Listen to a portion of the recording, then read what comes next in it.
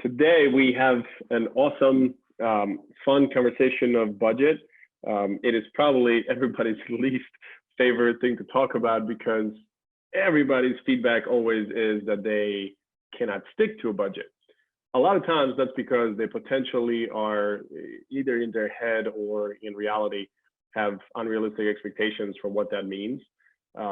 It's not, I feel like people are like, well, I can't live and I can't do things and I can't do this and that if I have a budget because it puts restraints on me. The budget is not supposed to do that. It's not supposed to be this prison of what I can or can't do. So it's really meant to give you a good track to run on, keep you inside of the lines, and that you are thinking about any additional or crazy purchases or, you know, impulse buys that you might have. Just because if you're trying to be prudent and really good with your money, you would hope that some guidelines and limitations would be a good part of the game strategy rather than just, you know, wildly spending. You know, it's funny, we come from our parents' homes where we don't have to worry about anything, hopefully, and we're lucky because the parents feed us, they get us dressed, they take care of every need that we have. So this idea of money is really not real to us because we don't have to worry about it. Once we go to college, or let's say military or trade, it becomes a little bit more pertinent, but not as much, just because we're still in college. We probably have student loans or grants and scholarships, so money is just kind of showing up for every semester, and then we've kind of figured out how to live inside of those means that we're given. We might have mom's and dad's credit card, which, you know, they tell us not to overuse, but covers gas, covers basic essential needs. And then we get out and start living on our own. We rent an apartment. We figure out really quickly that there's a down payment thing and the last and first month's rent and security deposit and all this crap, and you just, you know, start spewing money all over the place, and then potentially buy a car, have to figure out car insurance and benefits, and then there's this 401k thing and work. So just all these things start coming at you, and it feels almost overwhelming, and that's why a budget almost feels like it's this unattainable thing. It really shouldn't be. And just so that you know today, ask questions as you see fit. You have the channel, the chat feature. That way you can make sure that any kind of questions that you have are being answered. So number one thing about the budget, it's not supposed to be a bad thing. It's supposed to be kind of a guideline of how to use your cash, what to do with it, and then when you have any extraordinary things that pop up, how are you going to deal with them and where do they fit in? On the Sqwire platform, we talk about the budget as the core strategy. Core being C, meaning cash flow, so that's 100% of your income, whether you're doing coaching, whether you have a full-time job, whether you bartend on the side, you might do redundant fields, any income coming in, that's your cash flow, that's your 100% of the revenue. The O stands for overhead, and overhead is all the things, and we call them fixed expenses. That's the shit that you have to live on. It's your rent, it's your electric, it's your gas for the car, your potentially car payment, car insurance, things that you can't not pay. And then we have the R, which is reserves, which should always be a portion of your paycheck going into something for later, some date, whether it be an opportunity or threat. And then you have the E, which is the extras. So we'll cover all of those, and I will pull up the website so that we can go through it together. You guys can see my screen, hopefully. And here's the core strategy on the. So this is on the website inside of the budgeting unit. You can watch the video, you can go through the education part, but here's the core budget strategy. It's pretty important to live by this and work through it, just because it does give you those guidelines. And what, you know, you have little icons here. So number one is obviously food. We have to live on it. Your rent, your house payment, your Wi-Fi, your car payment, you know, electric, gas, cell phone, water, maybe sauna or something, health benefits. Those are all the things that go into fixed expenses. Perfect world. Don't think about like, oh, this is what I have to do. Everything that comes to finance, you strive for. It doesn't, just because you're doing something not to the fullest extent of what the rules say, doesn't mean you're doing anything wrong. You're doing the best that you can. So a perfect world would be to have the 50, 30, 20 situation. So that would be 50% to live off of 50% of your income to cover the overhead, your fixed expenses. So this is an example of somebody that makes $63,000 a year, and you work through it to live and build your life inside of the 50% of that 63 grand. And it's crazy when you think about that, because you're like, oh my gosh, how can I just live on 50%? Psychologically, and we are really, you know, humans are amazing. The way we think, we can actually build a life inside of whatever parameters will give us. I remember when I first started working, and my wife and I were like, oh, we wish we could make, I think we were making $62,000 together. We're like, oh my gosh, I can't imagine making 100. We started making 100. You're like, oh my gosh, where did all the money go? I can't imagine how it would be to live at 200. And the more money you make, amazingly enough, your wants become your needs, and your needs just become greater, and you kind of fill your life into whatever money you're making. Trust me, after 20 years of being in the workforce, it just never changes. It's crazy, this psychological rat race that we get into. So, you know, you need a bigger apartment, you need a bigger house, you need another nicer car, you need a nicer vacation. Things just tend to grow. So if you give yourself those parameters to go, okay, this is the number for the vacation. We're going to save for it, and we're going to go to, you know, Cozumel, or we're going to go to Dominican Republic, and it's going to be $3,000. You don't spend 5, you spend 3. That's the benefit of that budgeting system. Then you have the reserves. This is probably the biggest conversation that we have, that we teach and we get questions on. So reserves are your savings accounts. It might be cash at home, just so that, you know, if the banks are closed or something and you need a couple of $100 to have, you know, in a safe or something, or in a book, depending on where you keep your cash, under the mattress, whatever, in the walls of the house. That's crazy.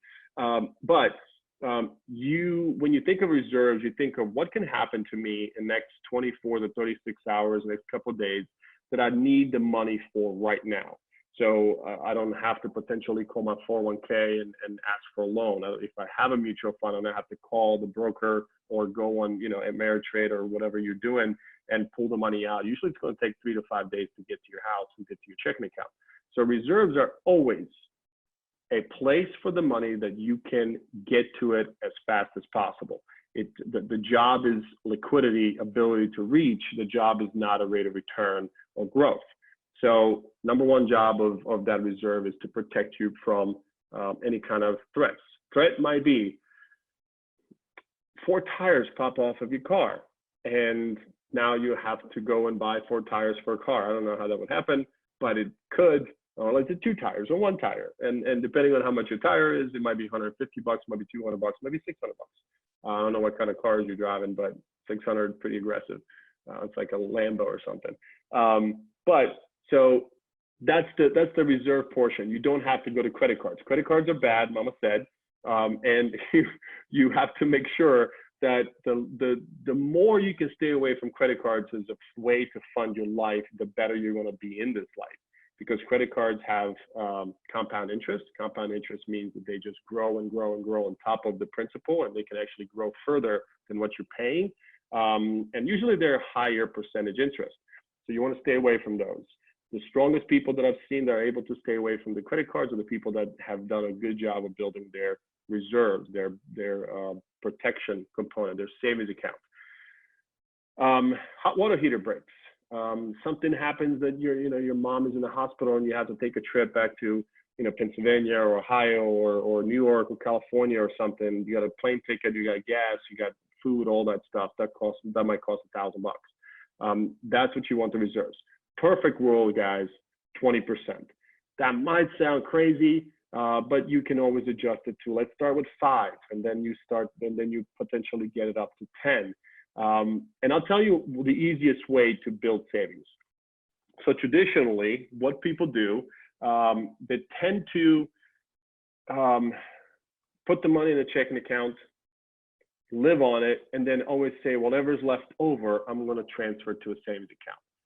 We just talked about the psychology of spending and money. A lot of times there's not a lot that's left over, because it might be the last week of the month and it's beautiful weather, and all of a sudden Chick's Beach is looking really good, and where you might have brought a sandwich, you decide to go out to lunch and then dinner and then drinks, and now you spend a couple of $100, and now there's nothing left. It's because you knew you had that money in the checking account. It's very easy.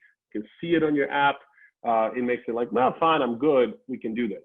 So what we try to teach you is just to think logistically, changing one little thing. Open a savings account, take that 20% or 10% or 5%, whatever is the right thing for you that you can start with. Just start with something. Deposit all the money into the savings account. So your paycheck, instead of going directly to checking, deposit in savings. And then take 90% or 80%, if you can do 80, or 95%, and transfer it into your checking, and that's your operating account. That's what you pay bills out of. That way, that 20 or 10 or 5 stays in the savings. You will be surprised and amazed at yourself how much you will not go to savings to transfer money to checking if you don't have to, just because of that one extra step to actually go in your app, go to the savings, go to the actions of change, move money from savings to checking, $100, $200, $300, might make you rethink Chick's Beach lunch, couple of crushes, or drinks or beers or whatever, and then potentially dinner because you stayed out. Or you may be like, you know what, I probably don't need to do that. It's only a 5-minute drive home. I can go grab a sandwich or some ramen noodles or pasta or steak, wherever you are in life, and then I'll go out and I'll save money. It's an amazing, extremely efficient, just great action that you can take. So that reserve you'll see grow, but logistically, it's such an easy thing to do. Deposit the money into the savings, take 90% or 80% if if you can do that, that'll be amazing.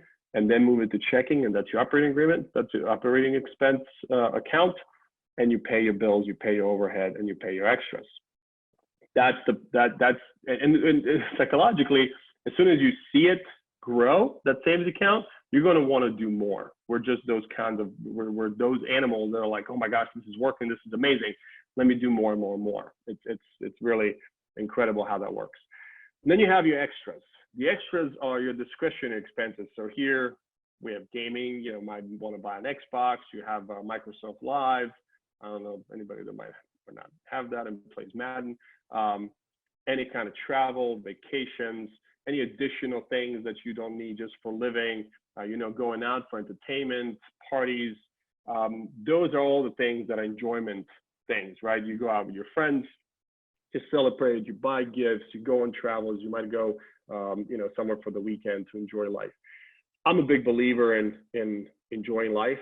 So I like to do things that make me feel good about working hard and doing what I do, so that I know that I can still have fun with my friends and my family. That should be at about 30% of your expenditures. Again, these numbers are perfect world. If you can do 50, 30, 20, you're doing it amazing. But you can massage those numbers and go and work towards a perfect world. Life is never a straight line. Everybody knows that. It kind of goes like this, and then you go back and forward and everywhere else. COVID hits and everybody's like, oh my gosh, I have no income now. These times are crazy. So of course, you adjust, you change things, and then you get back on track as things get back to normal.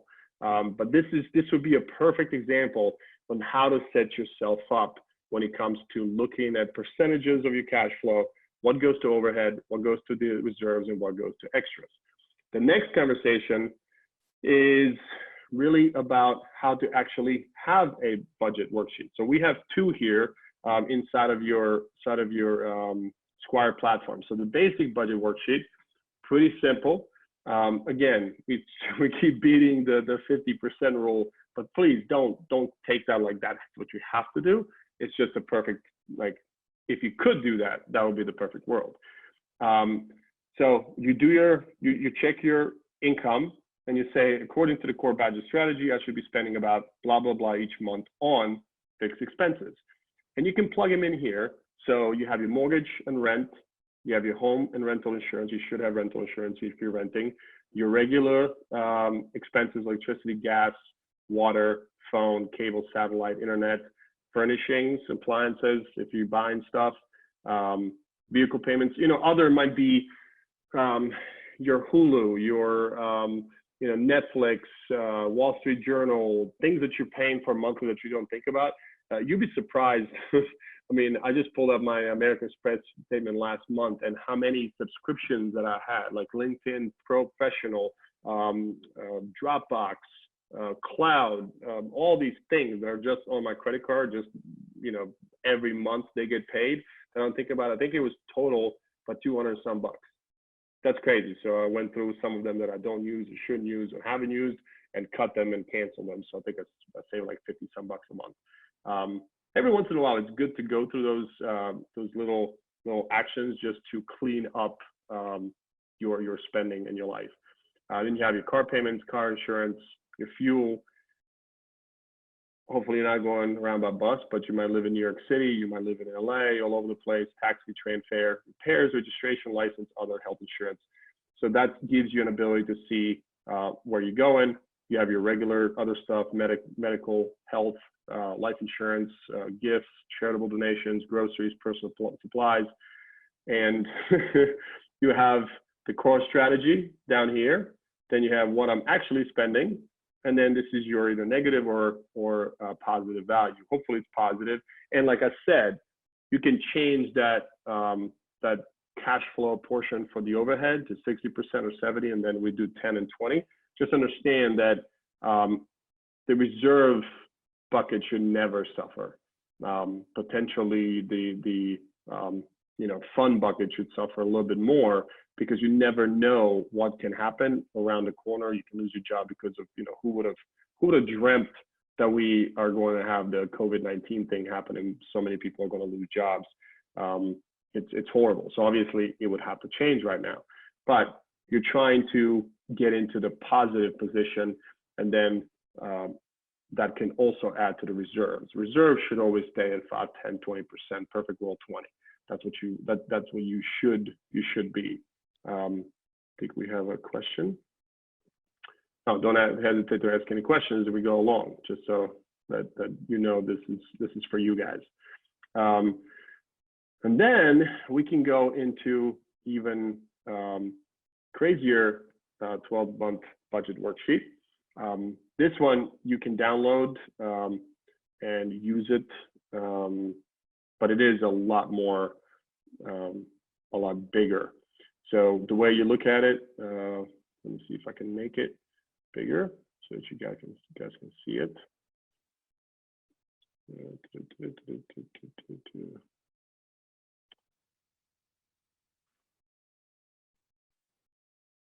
Actually, don't know how to make it bigger. Technology, but if you hopefully see it, if you were on the platform, you were able to download it and see it. So you have your starting balance of your savings account, let's say, your total income, your total expenses are going to be calculated out of this. So here you have broken up the year by months. So if you start in January, let's say now we're in May. So you have your transportation. Actually, let's start with wages or income. Now, considering this COVID thing, if you might have filed for unemployment, you would have income here, but it would be your unemployment income. So that's what, $350 plus the $600 a month, potentially $900 some dollars a month of, a week of income from unemployment.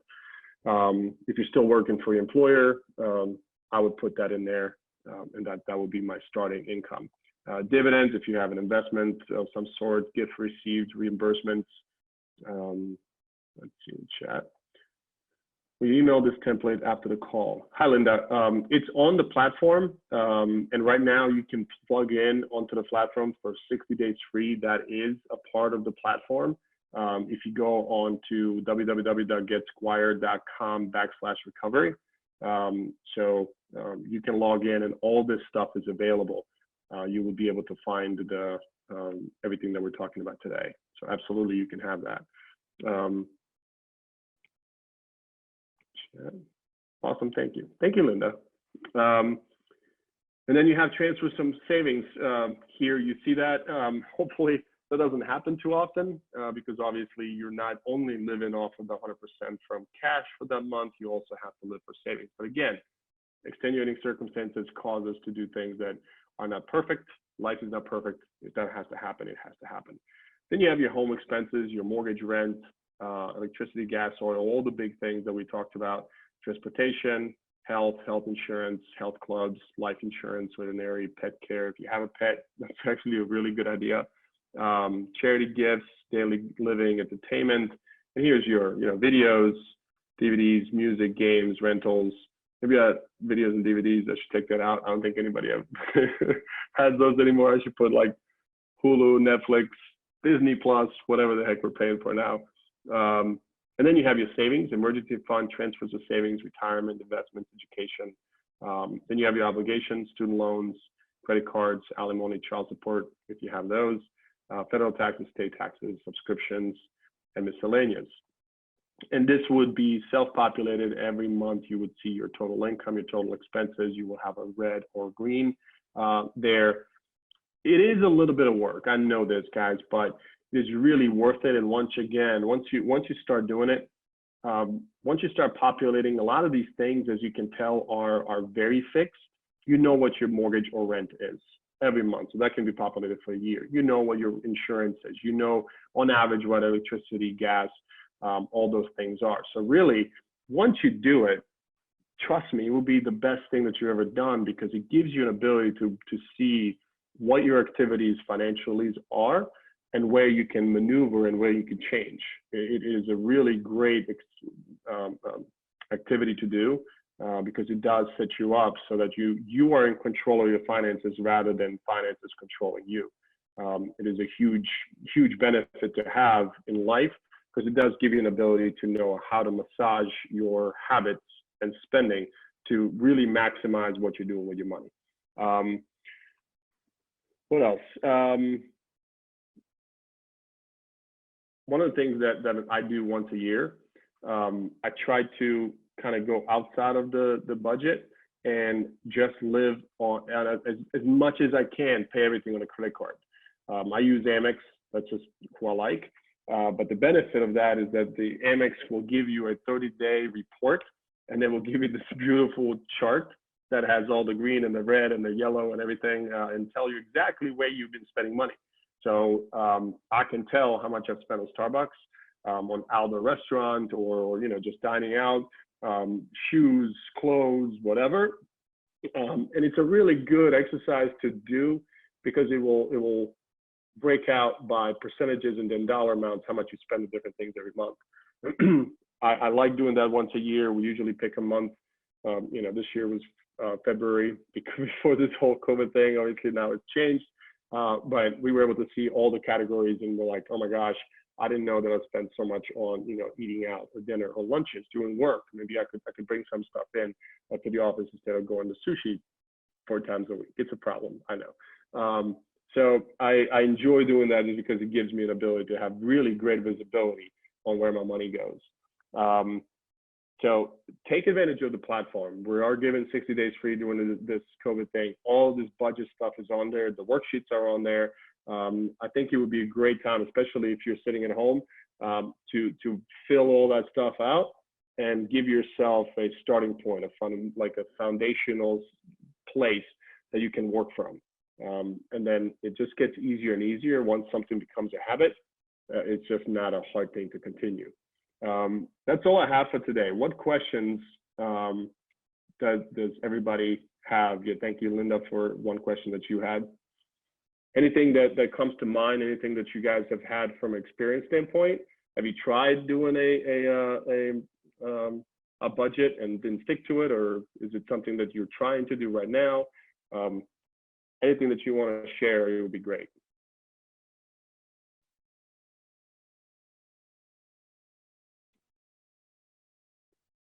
Okay. Thank you for a couple of the messages. You can make them public if you want. So one of the questions was, when should you do the budget, beginning of the month or end of the month? So it really, I don't think it matters because your expenses are your expenses, whatever you pay them. Of course, you're going to have some that you're going to pay on the first, some that you're going to pay on the 15th, and some that just kind of fall in the middle somewhere. Great question. We always do our budget on the first. It took me a long time to actually adapt to a budget just because I exactly felt that like most people do, it feels constricting, but it's really not supposed to do that. It's once you start thinking about it as it's a tool to make your life easier and better, it's pretty amazing to do. We always do it in the first. We plug in everything we know. And then at the end of the month for the first, we look at anything that was outstanding and plug it in for last month. I tracked everything for 2 years of trying to develop the budget. It was a real eye-opener how much I was spending on frivolous things. Amazon impulsive buys were killing me. I've been able to manage my goals so much better. Linda, thank you for that comment. I feel like the Amazon drivers have my address as their favorites. It is, it's amazing what Amazon has done for us from a standpoint of actually less time and potentially less money spent on gas, transportation, all that, waiting and stuff and having to go shopping. But it is very, very easy, especially be careful if your Amazon's just connected to your PayPal account. It doesn't feel real money. It doesn't there's been so many times that anything that doesn't use PayPal or Apple Pay, if I actually have to get up, go to get my wallet, pull out my credit card, fill out my information, it gives me so much time to think whether I need this or really don't need it. Again, a lot of this stuff when it comes to money is psychology. It's the fight between 6 inches between your ears. So anything that you can do to mess yourself with your own mind just to put yourself in a position to have time to make better decisions. And like Linda said, setting up a budget just gives you an ability to have visibility on what you're doing, how you're doing it. It's not going to, it might not be pretty at first, but it's just one habit that's amazing. So Linda, thank you for that comment.